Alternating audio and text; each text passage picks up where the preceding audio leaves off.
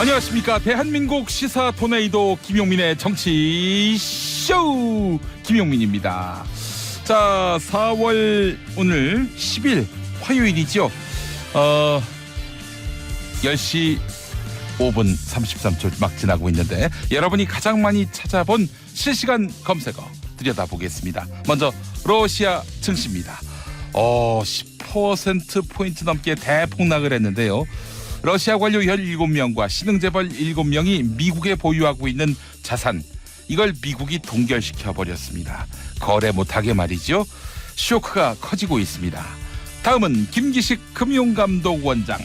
국회의원 재직 시절에 피감기관의 도움으로 해외 출장을 다녀왔는데 청와대는 해임에 이를 정도로 심각한 문제가 아니다, 이렇게 보고 있는데 야당은 물러나야 한다, 이런 쪽으로 입장을 모으고 있습니다.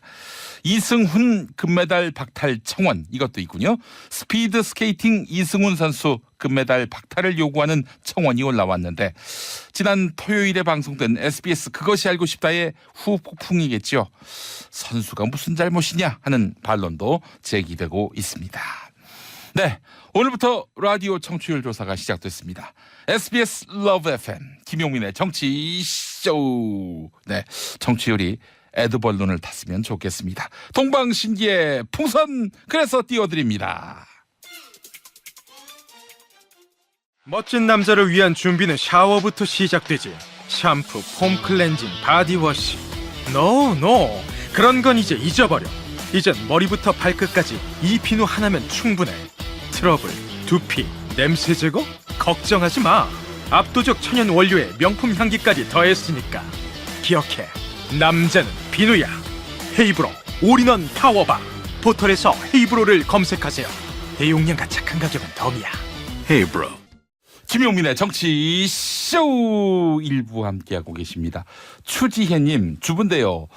김용민의 정치쇼가 너무 솔깃하고 방송 듣다 보면 사회에 대한 전반적인 이해를 갖추게 됩니다, 라고 하셨습니다.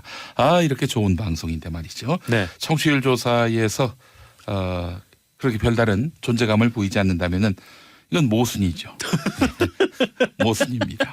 네, 점점 이제 청취자들에 대한 협박적으로 나아가는. 그렇습니다. 네. 여러분, 오늘부터 청취율 조사가 나왔는데 네. 청취율 조사가 시작됐는데 SBS 러브 FM 김용민의 정치쇼를 힘차게 외쳐주시기 바라겠습니다. 자, 어제는 청취율이 오르면 네. 이걸 하겠다라고 공약을 하셨죠. 공약을 했는데 만약 떨어진다면 오늘은 청취자에 대한 제재 조치를 발표하도록 하겠습니다. 네, 그렇군요. 0.5%포인트 떨어지면 당분간 영어로 방송하겠습니다. 추가로 0.5%포인트 떨어지면, 네. 1%포인트 떨어지면은 반말로 방송하겠습니다. 예. 둘 다 방송을 접겠다는 의미로 들리네요.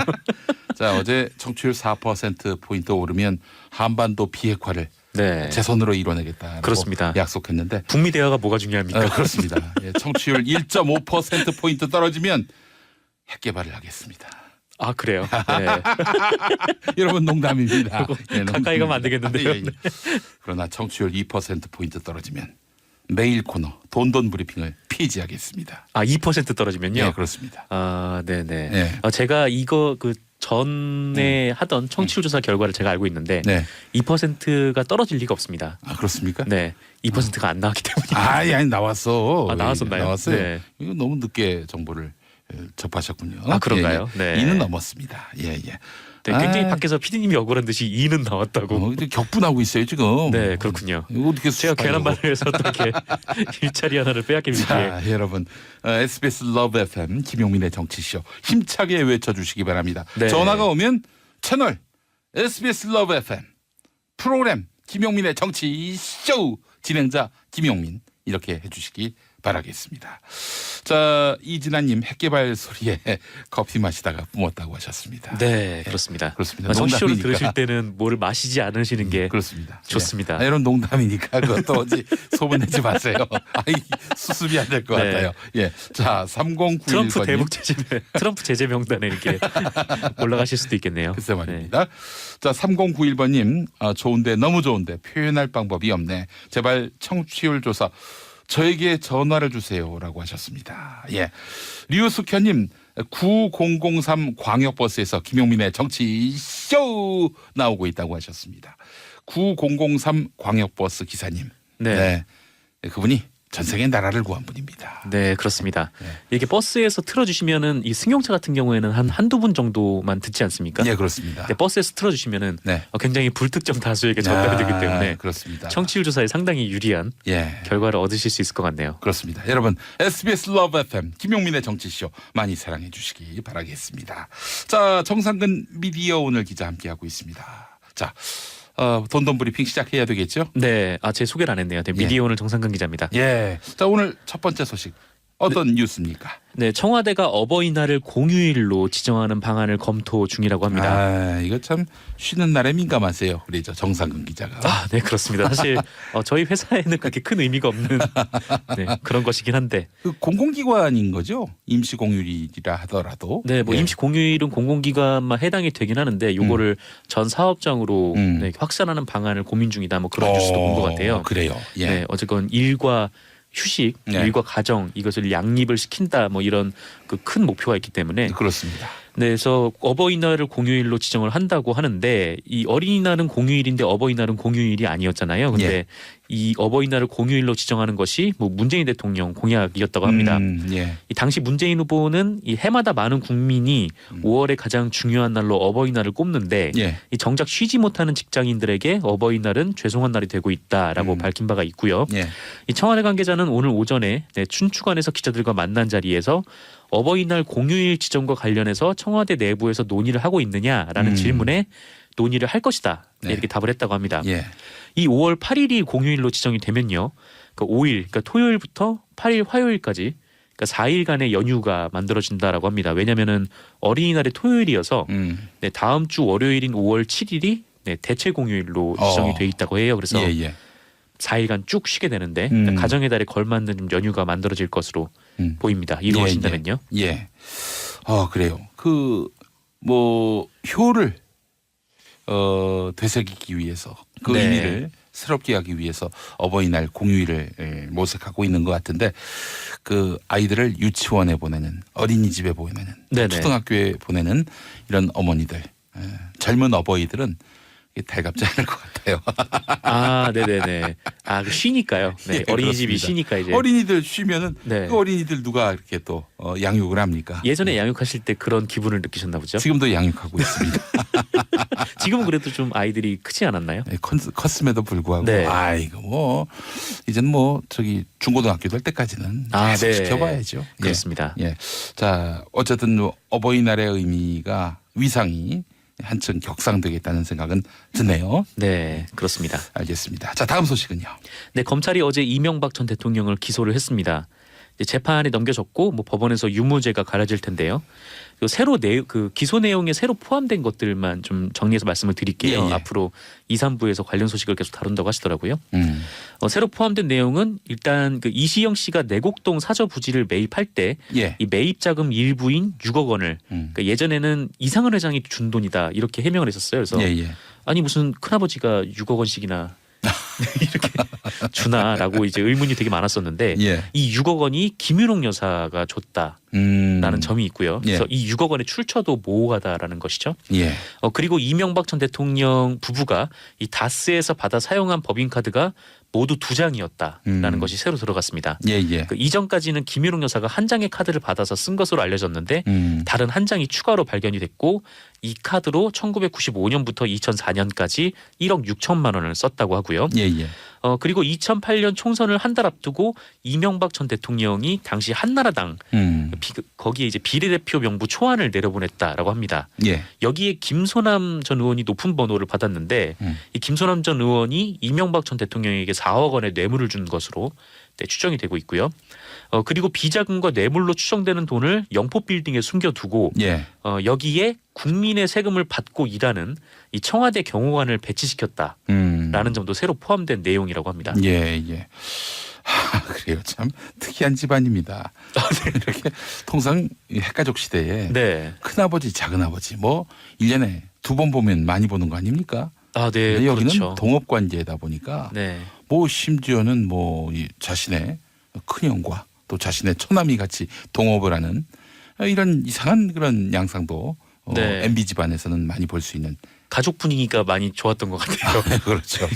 그 큰형께서 이제 다스라는 회사를 이제 운영을 하는데 네, 동생이 이게 개입을 한 거 아닙니까? 그렇죠. 그래서 예, 근데 그거 이제 가족 회사기 때문에 예, 뭐 조언을 한 거다. 이명박 전 대통령이 페이스북에 그렇게 네. 썼었죠. 네.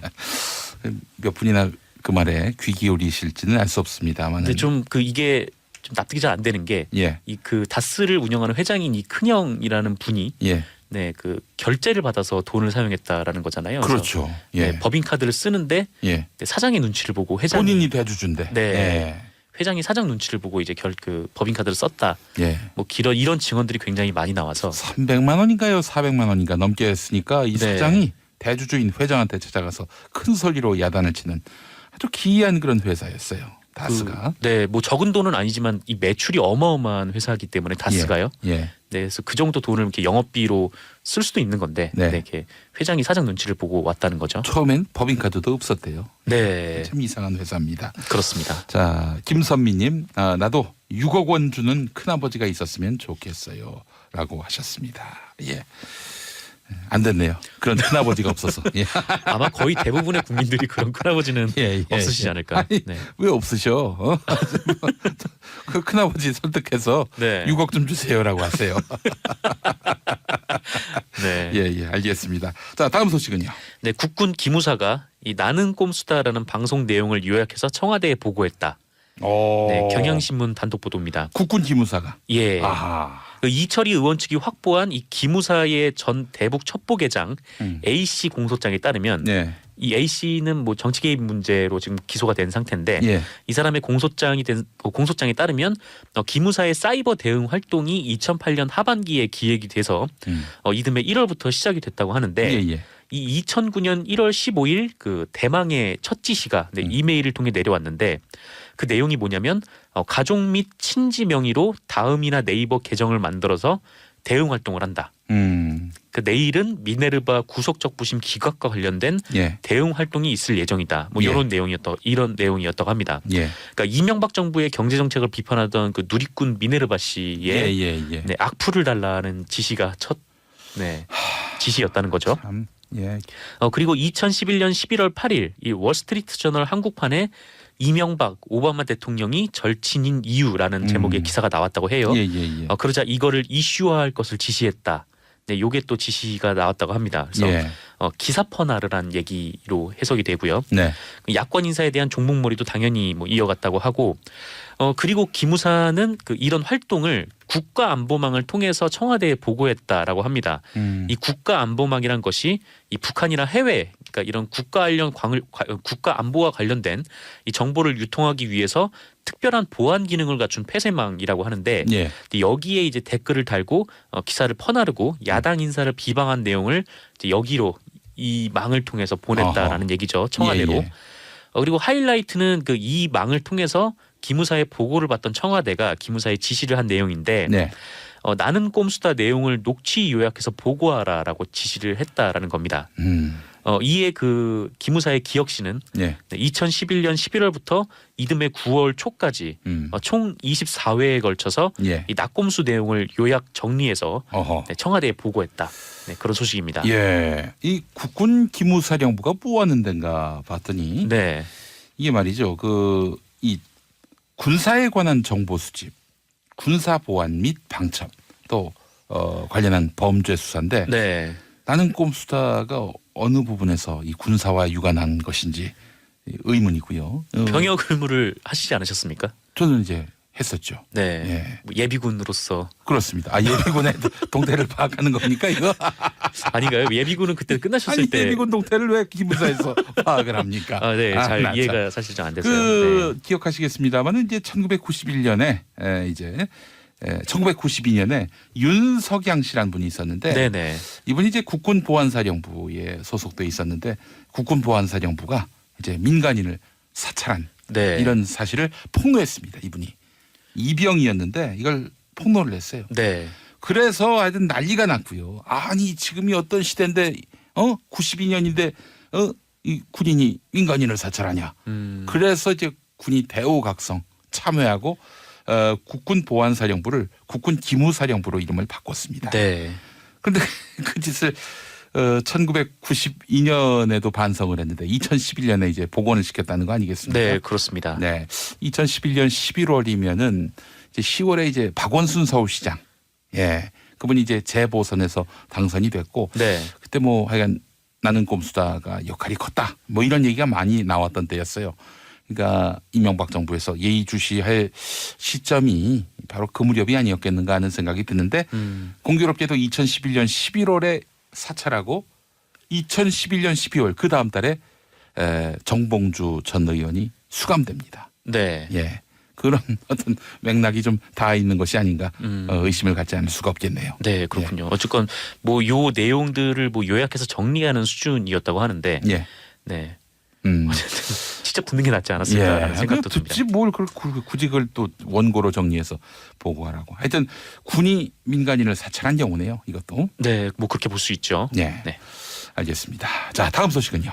네, 삼성이 평창 올림픽 유치 과정에서 IOC 위원들을 상대로 그 로비를 한 정황이 드러났다. 아. SBS가 보도했습니다. 어제 여러 꼭지로 보도했어요. 8꼭지나 할애해서 관련 보도를 했고요. 예, 예. 이 한마디로 이 삼성이 평창 동계올림픽을 유치를 하려고 IOC 규정까지 위반해 가면서 로비를 한 것 아니냐. 예. 네, 이런 의혹입니다. 예.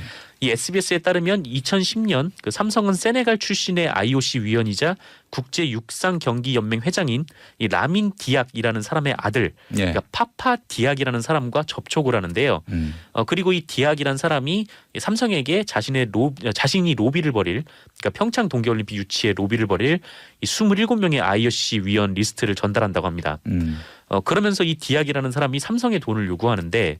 뭐 자기 아버지가 육상 경기 연맹 회장이니까 그 관련 경기에 후원을 요구를 하고 또 실제로 삼성은 이 다이아몬드 리그라고 해요. 그 대회가 이 대회에 후원을 한 것으로 SBS가 확인을 했습니다. 예. 그리고 별도로 그 자신의 아버지이자 IOC 위원인 그 라민 디악의 정치 홍보 자금, 네, 그러니까 개인을 위한 정치 홍보 자금 17억 원을 별도로 요구를 하고요. 예. 그리고 금액이 적히지 않은 성공 보수를 요구를 했는데 이 성공 보수를 제외하고도 이 디악이라는 사람이 삼성에 요구한 총 금액이 140억 원을 넘는다라고 합니다. 예. 이 문제는 이 공식 올림픽 후원사인 삼성이 특정 도시의 올림픽 유치를 위해서 활동할 수 없다라는 데 있어요. 그러니까 예. IOC 규정 위반이라는 건데 그 이건희 IOC 위원은 위원으로서 활동을 할 수가 있지만 예. 삼성은 활동하면 안 되는 거죠. 아, 그런 그 금지 규정이 있군요. 네네. 예, 예. 그런데 이건희 회장이 삼성을 동원을 해서 사실상 이 로비에 나선 정황이라는 겁니다. 네. 그리고 이 디악 부자가 상당히 좀 문제가 있는 인물들로 보이는 게 이 파파 디악이라는 사람은 그 IOC 위원인 아버지를 등에 업고 이 각종 이권 사업에 뛰어들었고 예. 지난 리우 올림픽과 도쿄 올림픽 유치를 도와주는 대가로 예. 네, 금품을 받아서 수배 중이라고 하고요. 참 망신스러운 그런 이력이 있었군요. 네, 이런 사람들과 지금 삼성이 편법적인 관계로 얽혀 있었다라는 겁니다. 알겠습니다. 자, 정상근 기자 수고하셨습니다. 네, 감사합니다. 예. 자, 저는 잠시 후 2부에서 다시 오겠습니다. 용.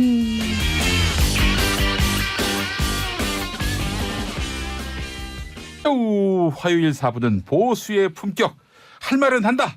나라 걱정하는 돌직구 정정브라더스 정두원 정택은 두 의원님 어서 오십시오. 네, 안녕하세요. 예, 안녕하세요. 반갑습니다, 의원님들. 예. 자, MB의 패북 정치 이야기 한번 네. 다시 한번 또 얘기해 봤으면 좋겠는데 가히 무술 옥사라 할 만하다. 이런 내용의 옥중 페이스북 두 분은 어떻게 읽으셨는지 그거 한번 여쭤보겠습니다. 저희들은 사실 MB 얘기하려면 좀 불편하긴 한데 객관적으로 얘기를 해야죠. 예. 한마디로 얘기하면 국민 눈높이에 안 맞는 내용이다. 이제 그렇게 예. 볼 수 있어요. 예. 그러니까 이제 모든 혐의에 대해서 부인하는데 사실 국민들이 이제 법률가는 아니지만은 상식으로 판단을 하면은 예.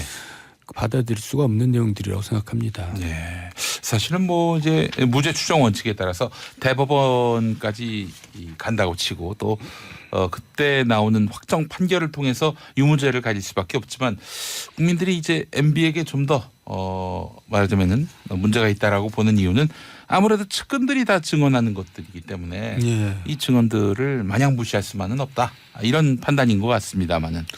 근데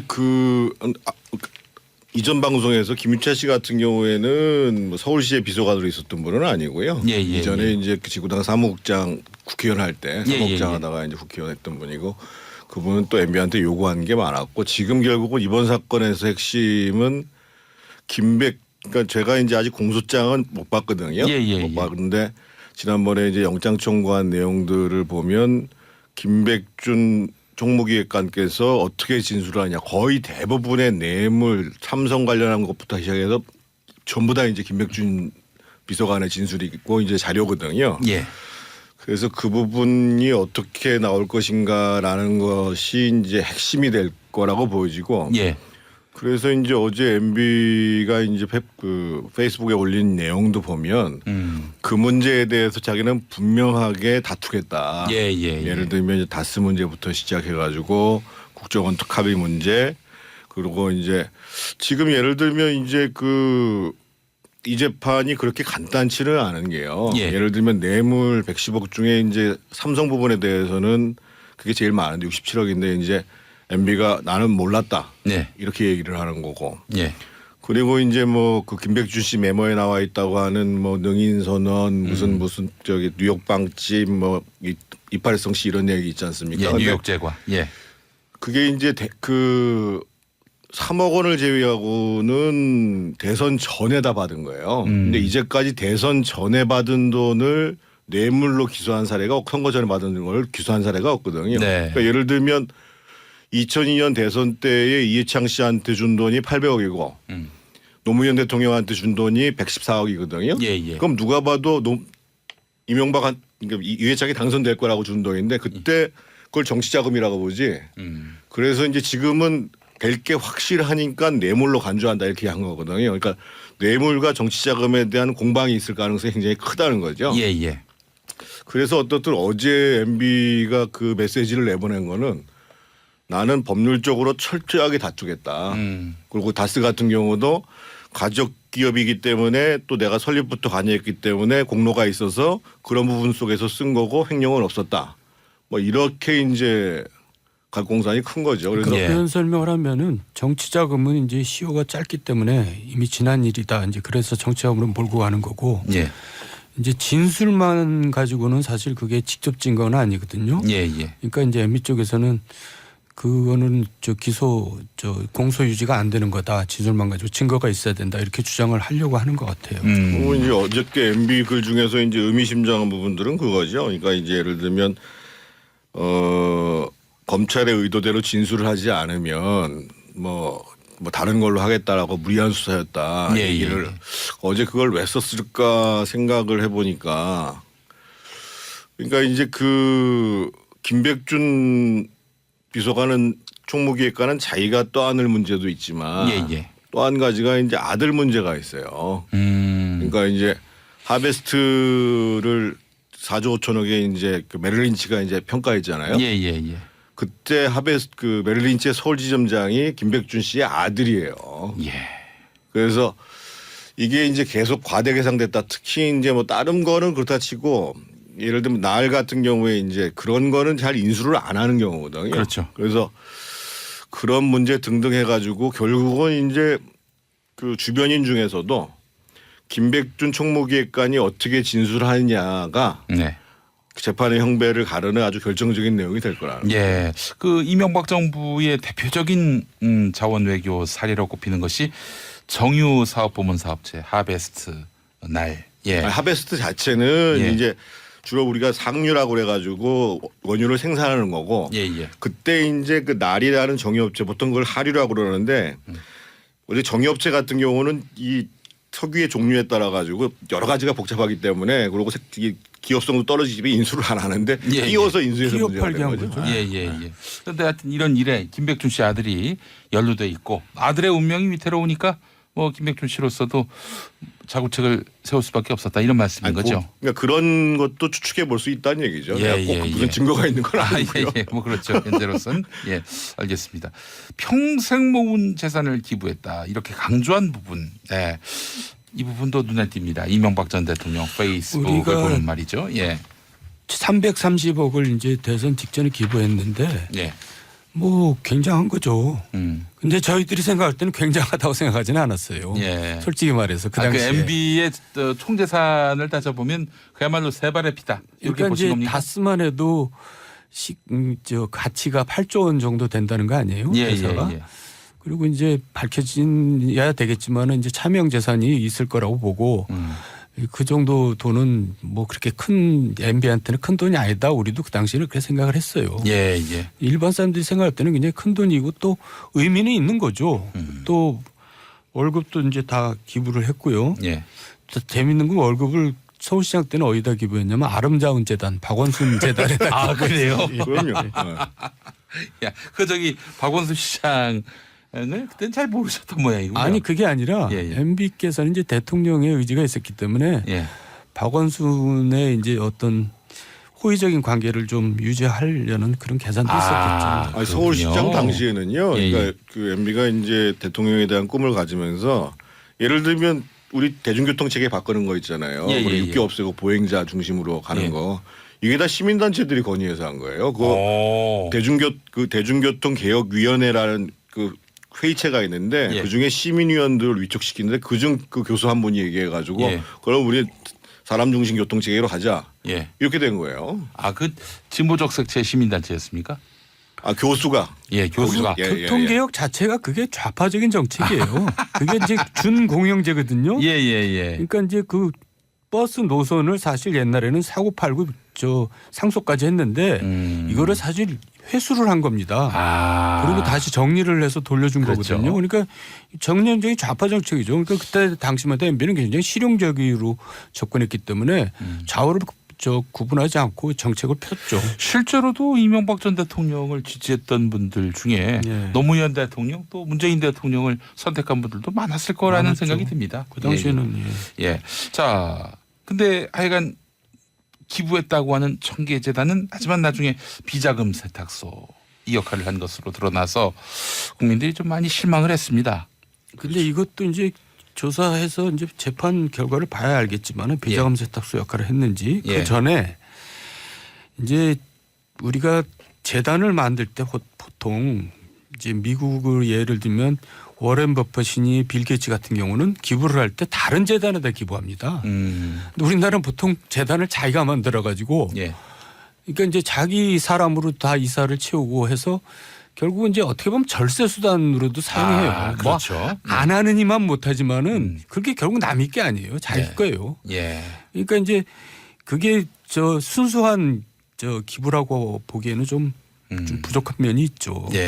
그런 청계재단이 있는데 거기다가 게다가 자금 세탁소 역할까지 했다면은 그건 정말 불순한 거죠. 네, 알겠습니다. 자, 지방선거 이야기로 한번 넘어가 보도록 하겠습니다.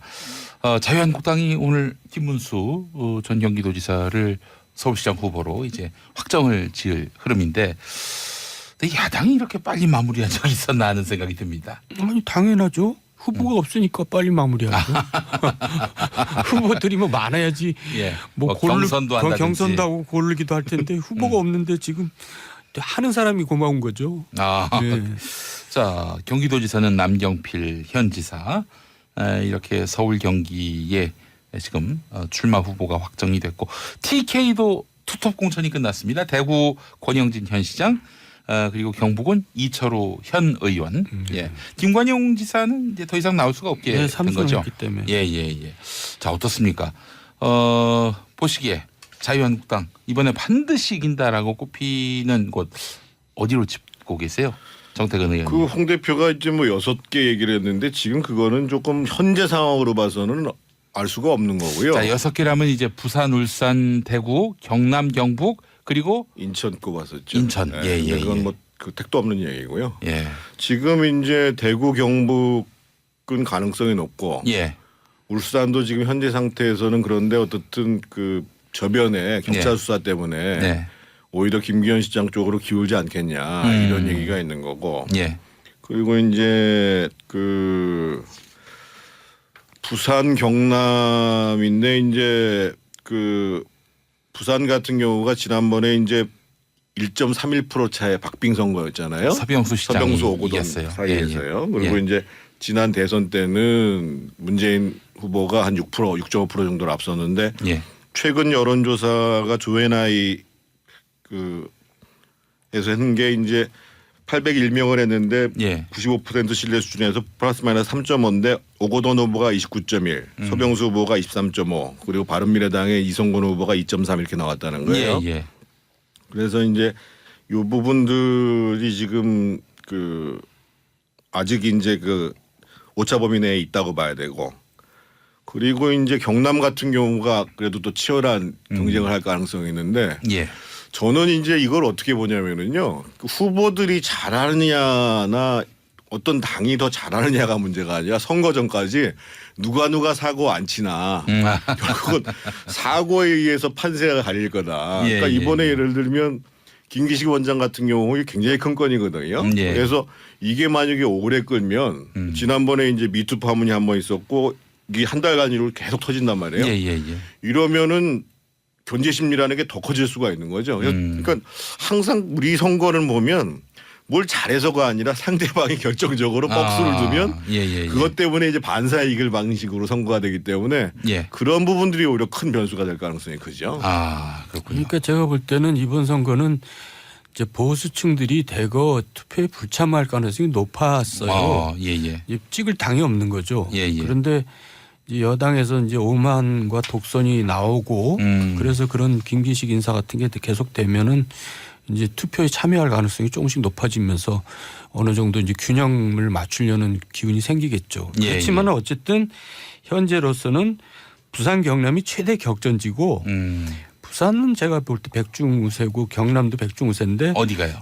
부산 경남이요. 누가 우세? 민주당이 우세죠. 민주당이요. 예. 근데 이제 경남이 최대 이제 격전지고요. 경남에서 무너지면은 제가 볼 때는 선거는 이제 참패다.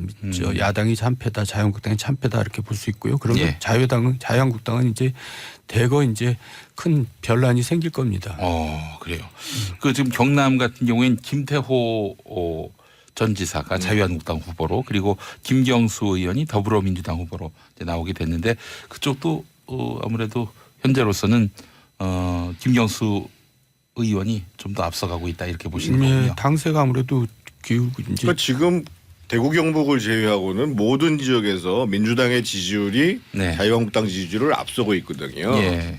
그리고 이제 어떻든 뭐 군소 후보가 될지 3파전이 될지 모르겠지만은 바른미래당에서도 후보를 지금 다 내야 되는 상황이고 예.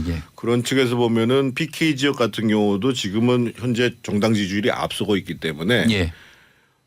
두 가지 조건이 이제 그 성립이 돼야 되겠죠. 조금 전에 이제 정도원 의원께서 말씀하신 것처럼 지금은 여론조사에 응답하지 않는 보수 쪽의 유권자들이 투표장으로 나올 거냐. 예. 그러니까 아까 제가 얘기하는 것처럼 여권에서 계속 뭐 오만한 행태를 보이거나 사고를 치거나 이러면은 예. 나올 가능성이 크죠. 예. 또 한 가지는 그럴 경우에 있어서 어떤 한 후보에게 선택적으로 집중할 거냐.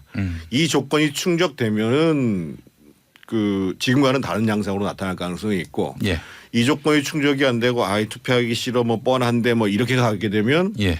사실은 부산 경남도 자유한국당이 무너질 가능성이 크다고 봐야죠.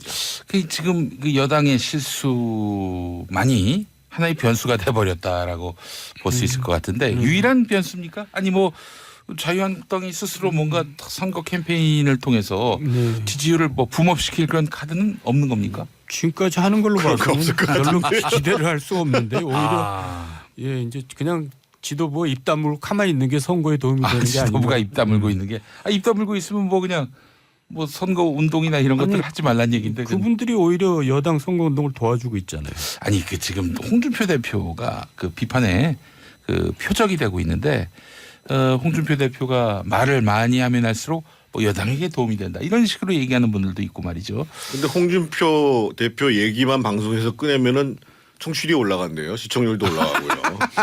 요즘 다른 사람들은 뭐 예. 별로 관심 대상이 아니랍니다. 예.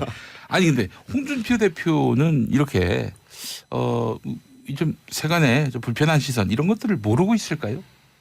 아니죠. 그러니까 지금 이제 바른미래당과 관계를 놓고 보면 확실한 지지층을 결집시키는 전략으로 가자. 예.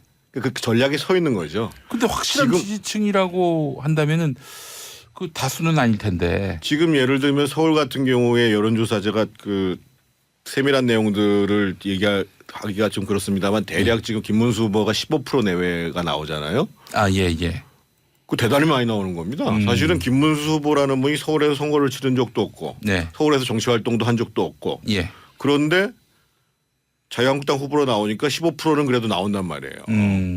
그러니까 자유한국당 정당 지지율보다 조금 못 비춰서 나온단 말이에요. 예. 그건 뭐냐면 어떻든 그러면 확실하게 강경 보수로 나가는 분들이 입장에서 보면 선택하겠다라는 의사를 지금 보여주고 있는 거거든요. 그 정도 수준. 네. 그러니까 제가 지난번에도 말씀드렸지만 대략 12%에서 15%까지는 기본적으로 따고 들어가는 네. 이런 전술을 일관되게 지금 홍준표 대표가 구사하고 있는 거죠. 그게 전술입니까? 자기 자신의 자리의 보존을 위한 거죠. 그런가요? 그러니까 자기는 이제 불가피한 야당의 선택인가요? 앞날과 정권 교체에 관심 있는 게 아니라 야당 제1야당 대표로서 자리를 구취했다.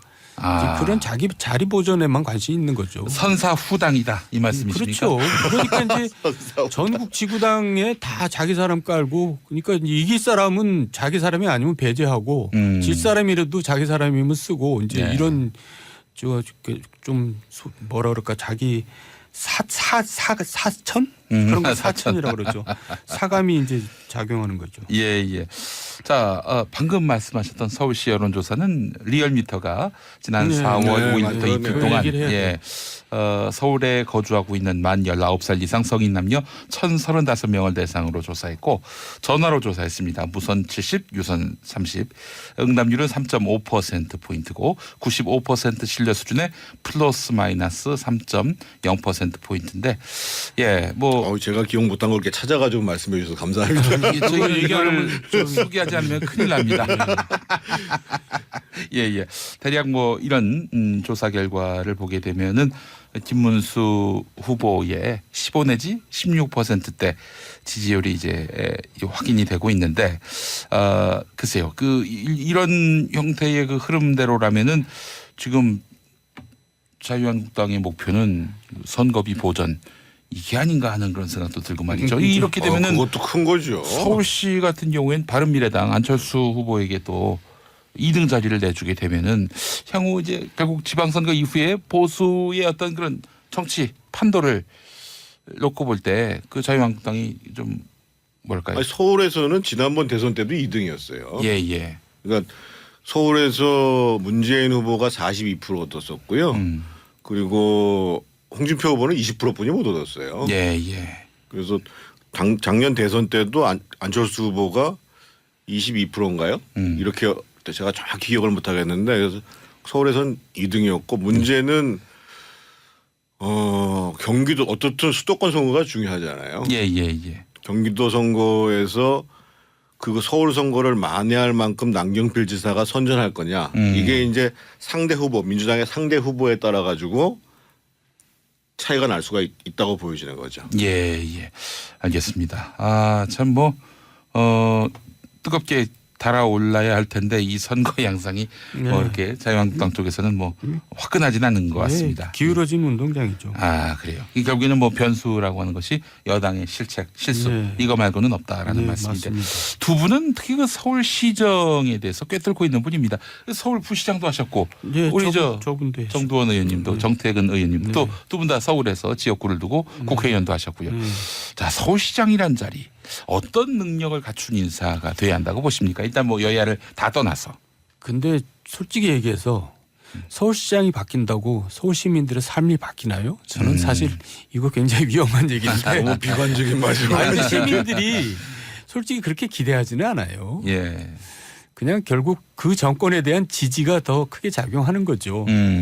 근데 이제 저 MB 같은 경우는 서울시장을 되게 잘했어요. 그렇습니까? 네, 그거는 또 부인할 수가 없죠. 근데 지난번에 이제 안철수 후보가 출마 선언을 하면서 위선과 무능을 심판하겠다 이렇게 예, 얘기를 했거든요. 예.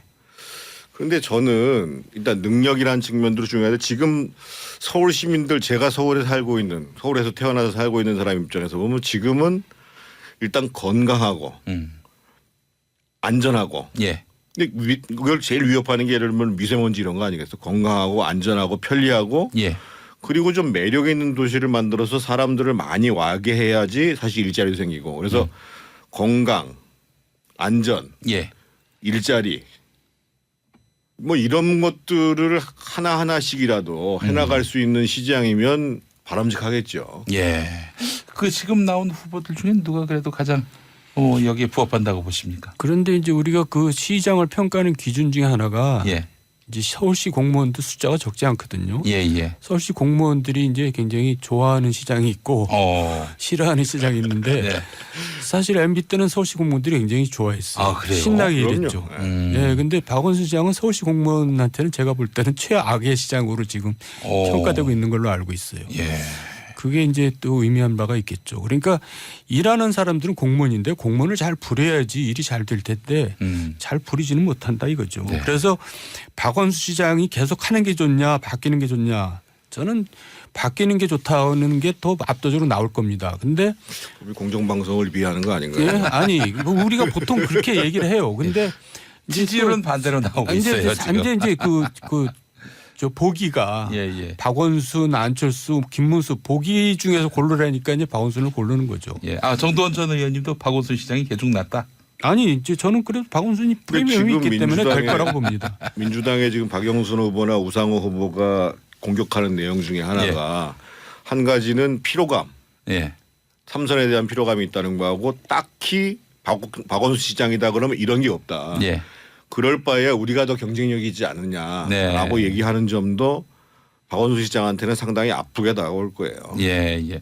알겠습니다. 뭐 정두원, 정태근 두 의원님의 개인 의견으로 네, 이야기를 그렇죠. 하겠습니다. 예. 뭐 선거 때다 네. 보니까 뭐 또 저는 또 다른 생각을 갖고 있습니다만은 네. 예. 죄송합니다. 자, 아닙니다. 별 말씀도 하십니다. 이거 뭐 다 시민들마다 다 생각이 다 다를 수 있으니까요. 예. 자. 이렇게 해서 오늘 보수의 품격 마무리 짓도록 하겠습니다. 벌써 다 시간이 갔네요. 그렇습니다. 시간 참 빨리 가죠.